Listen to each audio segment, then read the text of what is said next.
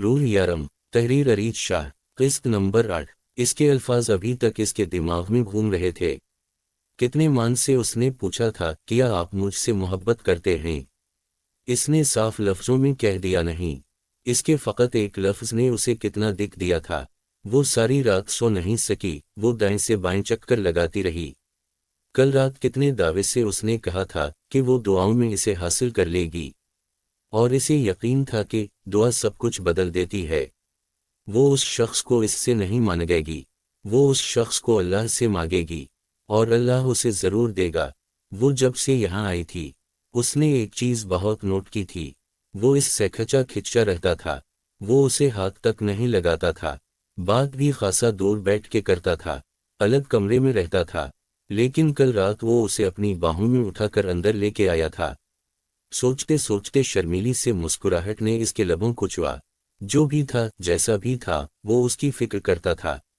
اس کے نیند میں ہونے کے خیال سے وہ اسے اٹھا کر لے کے آیا تھا، لیکن وہ اس سے محبت نہیں کرتا تھا۔ ایک بار پھر سے اس کے چہرے پر اداسی چھا گئی۔ ہاں، تو اتنی جلدی محبت تھوڑی نہ ہو جائے گی، محبت ہونے میں تو بہت وقت لگتا ہے، لیکن مجھے تو وقت نہیں لگا۔ اپنے خیالوں میں سوچتے ہوئے اچانک ایک سوچ پر غور کی۔ اسے وقت نہیں لگا تھا، مطلب اسے محبت ہو چکی ہے۔ کیا وہ اس شخص سے محبت کرنے لگی ہے؟ ٹہلتے ٹہلتے وہ خاموشی سے اپنے نرم گرم بستر پہ بیٹھی۔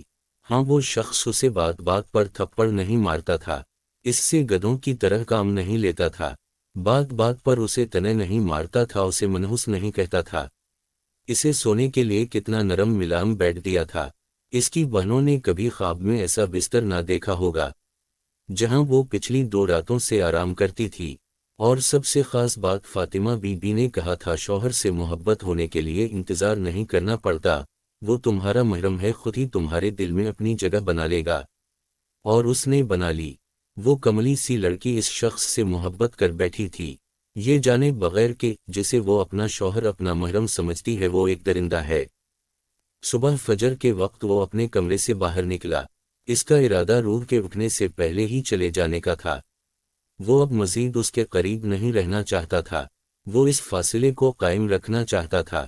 وہ نہیں چاہتا تھا کہ جس دعوے سے کل روح نے کہا کہ وہ اسے دعاؤں میں حاصل کرے گی، اور سچ تو یہ تھا وہ نہیں چاہتا تھا کہ روح کو اس سے محبت ہو جائے، کیونکہ عورت اپنے دل میں کسی آدمی کو ایک ہی بار جگہ دیتی ہے، وہ اپنے دل کے دروازے ایک ہی بار کھولتی ہے، صرف ایک شخص کے لیے، اور مرتے دم تک اسی سے محبت کرتی ہے۔ اس کو اپنے شوہر کے پاس چلے جانا تھا، وہ کسی اور کی جگہ نہیں لے سکتا تھا۔ وہ اپنے کمرے سے باہر نکلا جب نظر سامنے زمین پر صوفے کے ساتھ بیٹھی روح پر پڑی۔ وہ جائے نماز بچھائے بیٹھی دعا مانگ رہی تھی، مطلب اور نماز ادا کر چکی تھی، وہ اس کی آہٹ محسوس کر چکی تھی، تو اس طرح سے جانا بیکار تھا۔ وہی اس کے قریب صوفے پر آ بیٹھا، لیکن اس نے سوچا تھا کہ جتنی جلدی یہ دعا ختم ہوگی، اتنی جلدی ہوئی نہیں تھی۔ وہ دعا سے فارغ ہو کر اٹھی۔ 5 منٹ کی نماز پڑھتے ہو تم لوگ اور 15 منٹ کی دعائیں مانگتے ہو، وہ ہنستے ہوئے بولا۔ اس کی بات سن کر وہ بھی مسکرائی۔ میں اس سے پہلے زیادہ دعائیں نہیں مانگی تھی، لیکن اب میں بہت لمبی لمبی دعائیں مانگتی ہوں۔ مجھے اللہ سے بہت قیمتی چیز چاہیے، اور کہتے ہیں نہ کہ چیز جتنی قیمتی ہو اتنی ہی لگن سے مانگنی چاہیے۔ وہ جائے نماز سمیٹ کر ایک طرف رکھتے ہوئے بولی، ایسی کون سی قیمتی چیز ہے جو تم خدا سے مانگ رہی ہو؟ انداز اتنا خوبصورت تھا کہ وہ پوچھے بنا نہ رہ سکا۔ آپ، ایک لطیف جواب آیا۔ کیا مطلب؟ میں سمجھا نہیں۔ وہ واقعی نہیں سمجھا تھا۔ مطلب میں آپ کو مانگ رہی تھی، میں نے کہا تھا کل رات آپ سے، میں اللہ سے دعا کروں گی کہ آپ کو مجھ سے محبت ہو جائے۔ اتنی قیمتی چیز مانگ رہی ہوں خدا سے، تو وقت لگے گا ہی نا۔ وہ معصومیت سے کہتی اس کے دل کی دنیا ہلا گئی تھی، لیکن اس کے بارے میں بھی مشہور تھا کہ ڈیول اپنے سینے میں دل نہیں رکھتا۔ اگر دل ہی نہ تھا تو پھر دل کے دنیا کے ہلنے کا کیا ڈر؟ لیکن اگلے ہی پل سوچوں میں ڈوبے ہوئے یارم کو اپنے چہرے پر نرم واؤ گرم ہوا محسوس ہوئی۔ یہ کون سا طلسم پھونک رہی ہو تم مجھ پر؟ اسے خود پر پھونک مارتے دیکھ کر اس نے پوچھا۔ ارے طلسم نہیں پھونک رہی، دعا مانگ رہی ہوں تاکہ آپ کو کسی کی نظر نہ لگے۔ لڑکیاں آپ سے دور رہیں، خیر سے جائیں اور خیر سے آئیں۔ باقی کچھ نہیں، لیکن یہ لڑکیاں دور رہنے والی بات پر یارم کے چہرے پر مسکراہٹ آئی تھی، اور اس کا مسکراتا چہرہ دیکھ کر روح پر بھی یہ راز کھلا تھا کہ وہ ایک نہیں بلکہ دو ڈمپلز کا مالک ہے۔ وہ بنا اس سے کچھ بولے باہر کے دروازے کی طرف جانے لگا، جب آواز آئی فی امان اللہ، ایک بار پھر سے مسکراہٹ کھلی تھی۔ اللہ حافظ، یہ دو لفظ اس نے بہت عرصے بعد استعمال کیے تھے۔ دبئی جیسے اسلامک ملک میں رہنے کے بعد بھی لوگ یہاں انگریزوں کا طرز زندگی اپنائے ہوئے تھے، لیکن آج اتنے دنوں کے بعد کسی کو اپنے سامنے نماز پڑھتے ہوئے دیکھ کر اسے یاد آیا کہ وہ بھی مسلمان ہے۔ اس کی صرف اللہ حافظ کہنے پر وہ ایسے شرمائی تھی جیسے خدا نخواستہ اس نے کوئی رومانٹک بات کی ہو۔ ڈیول میں نے اس لڑکی کے بارے میں سب کچھ پتہ کروا لیا ہے۔ وہ جس جہاز سے آئی تھی، اس کی seat, passport, I D card, اصل میں وہ کوئی اور لڑکی ہے جس کا کارڈ اس نے یوز کیا ہے۔ اس کا نکاح ہوا تھا، موبائل فون پر شیخ رمیز اس کا شوہر ہے، اور میں نے اس لڑکی کا سارا بایو ڈیٹا بھی نکلوا لیا ہے۔ اس کا گھر کہاں ہے، کہاں رہتی ہے، اس کے گھر میں کون کون ہے، میں نے سب کچھ پیپر میں لکھ دیا ہے۔ لیلا تیز تیز اس کے ساتھ چلتی ہوئی پیپر اس کے سامنے کرتی ہوئی بتا رہی تھی۔ یارم نے وہ کاغذ اس کے ہاتھ سے لیا اور کئی ٹکڑے کر ڈالے۔ تم لوگوں کو ایک بار میری بات سمجھ میں نہیں آ رہی ہے لیلا؟ میں نے کہا ضروری کام پر دھیان دو، اور یہ لڑکی ہمارا کام نہیں ہے۔ کاغذ کو ٹکڑوں کی شکل میں دیتے ہوئے اسے لیلا کے ہاتھ پہ ہاتھ رکھا، جبکہ لیلا پھٹی پھٹی آنکھوں سے اپنا ہاتھ دیکھ رہی تھی۔ ڈیول میں نے اتنی محنت سے، بہتر ہوگا کہ اپنی محنت ضروری کام پہ صرف کرو، اور آئندہ میں یہ فضول کے کام کرتے نہ دیکھوں تمہیں۔ اس پر سخت نگاہ ڈالتا وہ اپنے کمرے میں چلا گیا۔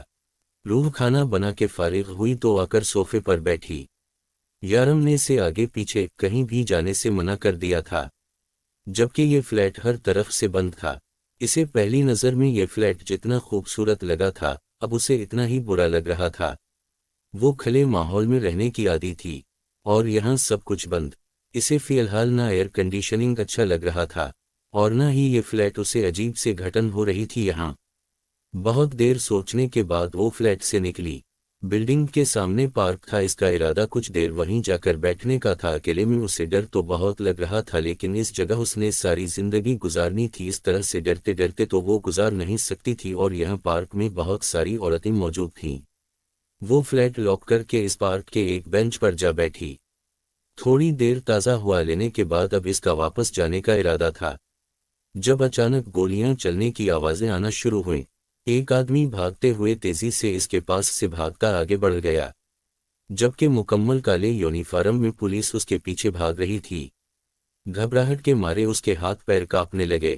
یقیناً وہ کوئی چور تھا جو پولیس سے بھاگ رہا تھا، لیکن پولیس ایسے پبلک پلیس پر گولیاں تو نہیں چلا سکتی۔ تو کیا وہ کوئی قاتل تھا، کوئی خطرناک ترین مجرم جس کا گرفتار ہونا بہت ضروری تھا؟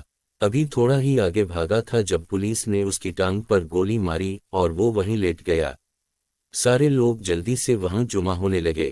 وہاں جانا نہیں چاہتی تھی، لیکن پارک میں اب کوئی بھی موجود نہ تھا۔ بلڈنگ کے آس پاس کا سارا ایریا ویران ہو چکا تھا۔ وہ گھبراتے ہوئے اس جگہ پر چلی گئی جہاں اس چور کو گولی لگی تھی اور پولیس اسے گرفتار کر چکی تھی۔ وہ آہستہ آہستہ چلتی بالکل ان لوگوں کے پاس جا کر کھڑی ہوئی۔ پولیس والے اس آدمی کو دبوچے زمین سے لگائے ہوئے تھے، جبکہ وہ مسلسل ہل رہا تھا۔ انسپیکٹر سارم تیزی سے اس کے قریب آیا۔ ڈیول کے آدمی ہونا تم؟ جلدی بولو، اسی نے بھیجا تھا تمہیں رستم کو مارنے کے لیے، وہ اردو میں اس سے پوچھ رہا تھا۔ شاید آگے پیچھے کے لوگ نہ سمجھے اس لیے۔ میں کسی ڈیول کو نہیں جانتا، چھوڑو مجھے، وہ غصے سے گرایا۔ ہاں بالکل، تم کیسے کسی ڈیول کو جانتے ہوگے؟ تم تو اس کے وفادار آدمی ہو۔ ڈیول کے تو سبھی آدمی اس پر جان دیتے ہیں، لیکن افسوس تم پولیس کی گولی سے مرو گے۔ اگلے ہی لمحے سارم نے ریوالور کی نوک اس کے سر پر رکھی، لیکن اس سے پہلے کی ریوالور گولی چلتی، اس آدمی نے اپنی گردن میں لٹکا ہوا ہڈی نما پینر اپنے منہ میں ڈالا۔ روح کو کچھ سمجھ نہ آیا۔ پتہ چلا تو اتنا کہ اس ہڈی میں زہر تھا، اور اب وہ آدمی مر چکا ہے۔ زندگی میں پہلی بار اس نے اپنے نگاہوں کے سامنے کسی کو یوں مرتے دیکھا تھا۔ اس کے کانپتے ہاتھ پیر اس کا ساتھ چھوڑ چکے تھے۔ اگلے ہی لمحے وہ زمین بوس ہو گئی۔ نہ جانے کیا سوچ کر وہ آج گھر جلدی آ گیا تھا۔ خضر کو بس اس نے اتنا کہا کہ اسے گھر جانا ہے۔ خضر اس کے سامنے کہاں کچھ بولتا تھا۔ وہ گھر آیا تو گھر لاکڈ دیکھ کر پریشان ہو گیا۔ روح کہاں جا سکتی ہے؟ یقیناً پڑوس میں۔ اسے منع بھی کیا تھا اس نے کہ وہ کہیں نہیں جائے گی، لیکن پھر بھی اس لڑکی نے اس کی بات نہیں سنی تھی۔ وہ پڑوس میں آیا۔ یہاں کی عورتیں اکثر اس سے بات کرنے کی کوشش کیا کرتی تھی۔ اس نے دروازہ کھٹکھٹایا تو ایک عورت باہر نکلی۔ اس نے اس سے روح کے بارے میں پوچھا۔ ہاں بیٹا، تمہاری بیوی، ہم گئے تھے کل تمہارے گھر۔ تمہاری بیوی بہت پیاری ہے، بہت پیاری باتیں کرتی ہے، لیکن وہ یہاں تو نہیں آئی۔ اس عورت کی جگہ اگر کوئی اور ہوتا جو اصل بات بتانے کی بجائے اتنی لمبی تمہید باندھ رہا ہے تو یارم اسے گولی مار کے فارغ کر دیتا۔ جی میں بس یہی پوچھنے آیا تھا۔ یارم وہاں سے نکلا اور دوسرے فلیٹ کی طرف آیا۔ وہ تقریباً 4.5 سال سے اس بلڈنگ میں رہ رہا تھا اور آج تک کسی سے بات نہ کی۔ اس لڑکی کی وجہ سے اسے سب کا دروازہ کھٹکھٹا کر بات کرنی پڑ رہی تھی۔ ہاں، روح کو دوپہر میں نے بلڈنگ سے باہر نکلتے ہوئے دیکھا تھا۔ میں نے پوچھا تھا کیا ہوا ہے تمہیں، تو کہنے لگی کہ اندر فلیٹ میں گھٹن ہو رہی ہے، اس لیے باہر پارک میں بیٹھنے جا رہی ہے۔ وہی ہوگی وہ، عورت نے بتایا تو وہ باہر پارک کی طرف آ گیا، لیکن افسوس اسے یہاں پر بھی کوئی نہ ملا۔ کہاں جا سکتی ہے یہ لڑکی؟ نہ گھر میں ہے، نہ بلڈنگ میں، اور نہ ہی یہاں کے راستوں کو بھی نہیں جانتی ہوگی۔ وہ ایسے کیسے منہ اٹھا کے باہر نکل گئی؟ منع بھی کیا تھا میں نے۔ اس نے جلدی سے خضر کو فون ملایا۔ میں پتہ کرواتا ہوں، ایسے کیسے کہی جا سکتی ہے؟ خضر نے کہا جلدی پتہ لگاؤ، نہ جانے وہ لڑکی کہاں چلی جائے گی۔ اس بے وقوف کو منع کیا تھا میں نے فلیٹ سے باہر مت نکلا۔ یارم کو نہ جانے کیوں اس پر بہت غصہ آ رہا تھا۔ یارم چھوڑو نا، اچھا ہی ہے ہماری جان چھوٹ گئی۔ یہ بھی تو ہو سکتا ہے اس کو اس کا اصل شوہر مل گیا ہو اور اس کے ساتھ چلی گئی ہو، اور اگر ایسا ہوا بھی ہے تو اچھا ہوا ہے۔ وہ کب تک ہمارے ساتھ رہتی؟ اس طرح کی سیدھی سادھی لڑکی ہمارے ساتھ نہیں چل سکتی۔ آج نہیں تو کل تو اسے چلے ہی جانا تھا۔ بکواس کرنے کے لیے نہیں کہا ہے میں نے، جو کہا ہے وہ کرو۔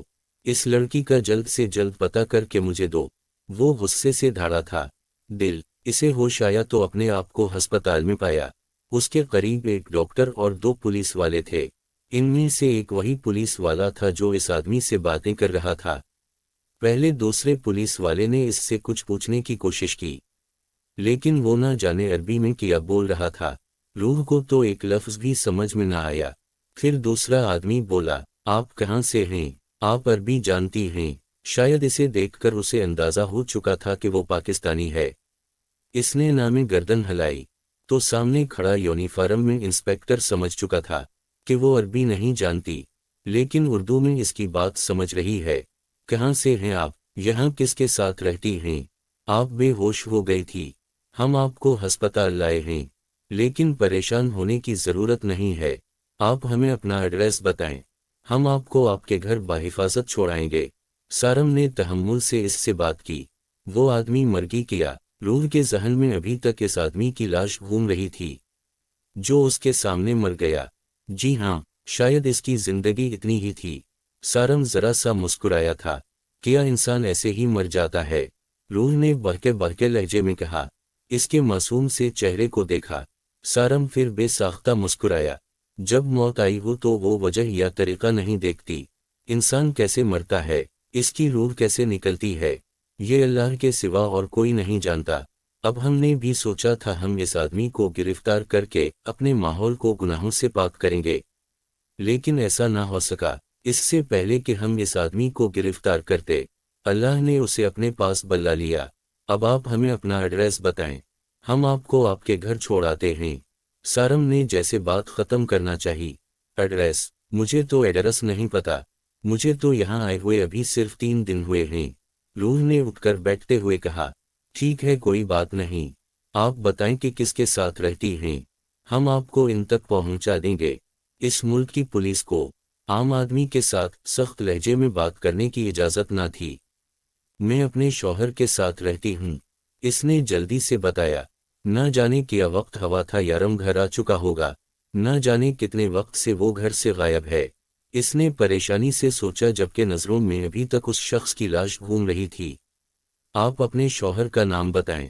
سارم نے نرمی سے کہا۔ ڈیول، اسے نام لیتے ہوئے عجیب سا لگا۔ کیا سوچے گا یہ پولیس والا؟ اس کے شوہر کا نام کتنا عجیب ہے، جبکہ سامنے کھڑے پولیس والے نے واقعی حیرت کا مظاہرہ کیا تھا۔ ڈیول، خیر میں تو ایک ہی ڈیول کو جانتا ہوں، آپ نہ جانے کس کے بارے میں بات کر رہی ہیں۔ آپ کیا مجھے ان کے بارے میں مزید کچھ معلومات دے سکتی ہیں؟ سارم نے اپنی سوچ کو جھٹلا کر پھر سے نرمی سے پوچھا۔ ان کے بارے میں زیادہ تو نہیں جانتی، مگر وہ جہاں پر کام کرتے ہیں اور ان کے ساتھ خضر بھائی، شارف بھائی اور لیلا بھی ساتھ میں کام کرتے ہیں۔ اس نے سامنے کھڑے انسان کو ایک اور جھٹکا دیا تھا۔ سارم کے لیے یقین کرنا بہت مشکل تھا، لیکن پھر بھی اس لڑکی کو اس طرح سڑک پر تو نہیں چھوڑ سکتا تھا۔ خضر لیلا شارف کو وہ جانتا تھا۔ کیا وہ جو کچھ سوچ رہا ہے وہی تھا یا کچھ اور؟ وہ بری طرح الجھاتے ہوئے اٹھ کر باہر نکل گیا۔ دل، خضر نے ہر جگہ پتہ کروا لیا تھا، وہ کہیں بھی نہیں تھی۔ اسے اصل بات سمجھ میں نہیں آ رہی تھی، آخر یارم اتنا پریشان کیوں تھا؟ اسے کیا مطلب تھا اس لڑکی سے؟ اچھا ہی تھا جو اس سے جان چھوٹ رہی تھی، لیکن یارم پاگلوں کی طرح اس کا ہر طرف پتہ کروا رہا تھا۔ یارم نے ہر جگہ اپنے آدمی لگا دیے تھے جو کہ روح کو ڈھونڈنے میں مصروف تھے، جبکہ لیلا بہت پرسکون ہو کر بیٹھی تھی۔ وہ بہت خوش تھی کہ جسے وہ راستے سے ہٹانے کی کوشش کر رہی ہے وہ اپنے آپ ہی چلی گئی۔ سب نے یہی کہا تھا کہ اچھا ہی ہے کہ اس کی جان چھوٹ گئی، وہ اس لڑکی کو کب تک سنبھالتے؟ آج نہیں تو کل اس نے چلے ہی جانا تھا۔ لیکن یارم کو نہ جانے کیا مسئلہ تھا جو ہر طرف اس لڑکی کے بارے میں پتہ کروا رہا تھا، اور کسی میں اتنی ہمت بھی نہ ہو رہی تھی کہ اس کے قریب جا کر اس سے وجہ پوچھتے، کیونکہ اس وقت وہ اتنے غصے میں تھا کہ اس کے قریب جانے کی ہمت کسی میں نہ تھی۔ ایک بات تو کلیئر تھی کہ اب اگر وہ اسے مل گئی تو وہ روح کو جان سے مار دے گا۔ ان لوگوں نے پہلی بار یارم کو کسی کے لیے اتنا پریشان ہوتے دیکھا تھا، لیکن اس کے باوجود بھی وہ یارم کی پریشانی کی وجہ کو سمجھ نہیں پائے تھے۔ دل، جی ہاں، یہی میرے شوہر کے کام کرنے کی جگہ ہے، آپ مجھے بالکل ٹھیک جگہ پر لائے ہیں، روح نے خوشی سے چہکتے ہوئے کہا، ورنہ اس سے پہلے تو وہ اتنی پریشان تھی کہ نہ جانے وہ اس تک پہنچ بھی پائے گی یا نہیں۔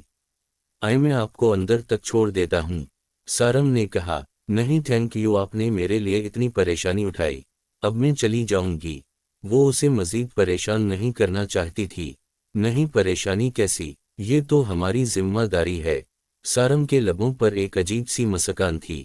آئیے میں آپ کو آپ کے شوہر کے حوالے کر کے ہی جاؤں گا۔ وہ مسکراتے ہوئے آگے بڑھا، جبکہ اس کے دماغ میں بس ایک ہی بات تھی، جتنی معصوم یہ لڑکی بننے کی کوشش کر رہی ہے اتنی ہے نہیں۔ ڈیول کی بیوی اتنی معصوم ہو ہی نہیں سکتی۔ یہ لڑکی پچھلے 3 گھنٹے سے اسے بے وقوف بنا رہی تھی، اور وہ بنا جا رہا تھا، اور اگر نہیں تو یقینا یہ لڑکی جھوٹ بول رہی تھی۔ جو بھی تھا ابھی سے پتہ چل ہی جانا تھا۔ وہ ہال کا دروازہ کھول کر اندر داخل ہوا، اور ساتھ میں اس کے لیے بھی دروازہ کھولا، جبکہ حال میں سارم کو داخل ہوتے دیکھ کر یارم کو بہت غصہ آیا۔ اس وقت وہ اس کی شکل تو ہرگز نہیں دیکھنا چاہتا تھا، لیکن جب اس کے پیچھے روح کو دیکھا تو غصہ کنٹرول کرنا مزید مشکل ہو گیا۔ وہ تیزی سے آگے بڑھا اور سارم کے پیچھے سے روح کا بازو کھینچ کر آگے کیا، اور بنا سوچے سمجھے درادر 4-5 تھپڑوں سے اس کا منہ لال کر دیا۔ کس کی اجازت سے تم نکلی تھی فلیٹ سے؟ میں نے منع کیا تھا نا۔ اس کا منہ اپنے ہاتھ میں دبوچے غصے سے پھنکارا تھا، جبکہ روح نے تو سوچا بھی نہیں تھا کہ اس کے ساتھ کچھ ایسا ہونے والا ہے۔ حال میں سناٹا چھا چکا تھا۔ یہ تو طے تھا کہ یارم اسے بخشنے والا نہیں ہے، لیکن سب کو یہی لگا تھا کہ یارم ایک گولی کا استعمال کرے گا۔ میں روح نے بمشکل کچھ بولنے کی کوشش کی، ہاتھ پیر بری طرح سے کانپ رہے تھے۔ وہ پہلے ہی گھبرائی ہوئی تھی، لیکن یارم کے رویے نے اس کی روح تک ہلا دی۔ یہ تمہاری پہلی اور آخری غلطی تھی۔ اس نے جھٹکے سے اس کا منہ چھوڑتے ہوئے اسے دور پھینکا۔ وہ جا کر دیوار سے لگی اور وہیں زمین پر بیٹھتی چلی گئی، جبکہ سارم اپنے سامنے یہ کارروائی ہوتے دیکھ کر حیران پریشان کھڑا تھا، جبکہ یارم اب ریلیکس لگ رہا تھا۔ آپ کے یہاں تشریف لانے کی وجہ جان سکتا ہوں؟ اس نے غصے سے سارم کی طرف دیکھا۔ وہ یہ لڑکی بے ہوش ہو گئی تھی۔ اس نے کہا کہ تمہاری بیوی ہے تو मैं उसे तुम्हारे पास छोड़ने आया था। क्या ये सच में तुम्हारी बीवी है? सारम ने बेयकीनी से पूछा। हाँ, ये लड़की मेरी बीवी है, और तुम इस लड़की से कम से कम 10 फीट की दूरी पर रहोगे। अब तुम जा सकते हो, तुम अपनी ड्यूटी कर चुके हो। इसने गुस्से से उसकी तरफ देखते हुए कहा। तुमने शादी कब की? सारम का भी मजीद तशवीश करने का इरादा था। सूरी, में तुम्हें इनवाइट करना भूल गया। यारम ने जैसे बात खत्म की थी। मतलब तुमने सच में शादी की है? क्या ये सच में तुम्हारी बीवी है? वो अब भी बेयकीनी से बोल रहा था। वापसी का रास्ता इस तरफ है। यारम ने हाल के मेन गेट की तरफ इशारा किया। मतलब साफ था कि वो उससे मजीद कोई बात नहीं करना चाहता, लेकिन इसके बावजूद भी सारम वहां से नहीं गया, जबकि खिजर और शारिफ को लगा था कि वो सारम को सच बताएगा। ये लड़की उसकी बीवी नहीं थी, वो सिर्फ गलत फहमी की बना पर उन तक पहुंची थी। वो क्यों इससे झूठ बोल रहा था? यारम ने एक नज़र हाल में खड़े हर इंसान पर डाली, और फिर दीवार से चुपकी बैठी रूह को देखा, जो मुसलसल रो रही थी। वो तेज तेज कदम उठाता उसके करीब आया, और इसका बाजू पकड़कर घसीटते हुए वहां से ले गया, जबकि अब सारम के साथ बाकी सभी बेयकीनी से इन्हें जाते हुए देख रहे थे। दिल, गाड़ी में भी वो मुसलसल रोती रही। यारम ने एक लफ्ज भी ना कहा, और उसे घसीटता हुआ फ्लैट के अंदर लाकर पटका। अगर तुम्हें यहाँ फ्लैट में घटन हो रही थी, तुम्हें मुझे बताना चाहिए था। बाहर क्यों निकली? वो बिल्कुल उसके करीब खड़ा पूछ रहा था। मुझे लगा आ ककक के आने से पहले ये पहली और आखिरी गलती थी। मैं आखिरी बार बता रहा हूँ, अगर अब तुम इस फ्लैट से बाहर निकली तो मैं तुम्हारी टांगें तोड़ दूंगा। अपने पैरों पे कभी चल भी नहीं पाओगी। बाहर निकलना तो दूर की बात। वो गुस्से से इसके मुंह पर फुनकारा था। सिस सॉररी, वो मुश्किल बोली, जबकि यार मीम अपने कमरे में जा चुका था। दिल, काफी देर अपने कमरे में रहने के बाद वो शावर लेकर बाहर आया, तो रूह यहाँ कहीं नहीं थी। मेन गेट खिला था, मतलब कि इस सब के बावजूद वो फिर से कहीं चली गई। वो तेजी से मेन गेट की तरफ आया, लेकिन वहां पर रूह की चप्पल पड़ी देखी। एक चप्पल यहीं पड़ी थी। वो एक चप्पल पहन कर तो जाने से रही। वो दरवाजा ऐसे ही खिला छोड़कर रूह वाले कमरे की तरफ आया, तो अंदर ससकियों की आवाज आ रही थी। वो अपने कमरे में थी। वो पलटा, मैन डोर बंद किया और किचन में आया। सोचा फिलहाल कुछ हल्का फुल्का सा ही बना ले, लेकिन फ्रिज खोला तो वहां खाना ऑलरेडी बना हुआ था। शायद वो खाना बनाकर कहीं बाहर निकली थी। कल बातों बातों में उसने पूछा था कि आपको बिरयानी पसंद है। अब इसे समझ में आया कि इसने क्यों पूछा था। इसका डिम्पल नुमायां हुआ। खाना गर्म करके उसने ट्रे में रखा और रूह के कमरे में लाया। कमरा अंधेरे में डूबा हुआ था। इसने लाइट जलाई तो देखा वो कोने में बैठी रो रही थी। वो आहिस्ता से उसके करीब आकर जमीन पर बैठा और ट्रे इसके सामने रखा। जानती वो रूह, मैं पिछले 20 साल से इस मुल्क में रह रहा हूँ। आज तक मैं इसकी गलियों को नहीं समझ पाया। मैं कैसे मान लूं कि फकत 3 दिन में तुम इस मुल्क को समझ चुकी हो। मुझे बताए बना मुझसे पूछे ऐसे ही कहीं निकल गई। तुम्हें अंदाजा भी है पिछले 5 घंटे से मैं कितना परेशान था। जितने जिंदगी के दिन नहीं देखे तुमने, इतने दुश्मन हैं शहर में मेरे। कहाँ से लाता मैं तुम्हें, कहाँ से ढूंढता रूह। वो आहिस्ता आहिस्ता उसके पास बैठा बोल रहा था। पिछले 5 घंटे से मैंने बस ये एक बात सोची है, अगर तुम्हें कुछ हो गया तो। रूह, ये मुल्क जैसा दिखता है वैसा नहीं है। ये सब कुछ दिखावा है, ये असल कुछ भी नहीं। यहाँ हर इंसान के 2 चेहरे हैं। रूह ने चेहरा उठाकर उसकी तरफ देखा। उसके हाथों के निशान इसके चेहरे पर वाज़ेह थे। रूह, अगर तुमने दोबारा ऐसी गलती की ना तो मैं दोबारा तुम पे हाथ उठाने से गुरेज नहीं करूंगा। लेकिन मुझे यकीन है कि तुम दोबारा ऐसा नहीं करोगी। मैं जल्दी ही तुम्हारे लिए किसी और घर का इंतजाम कर दूंगा।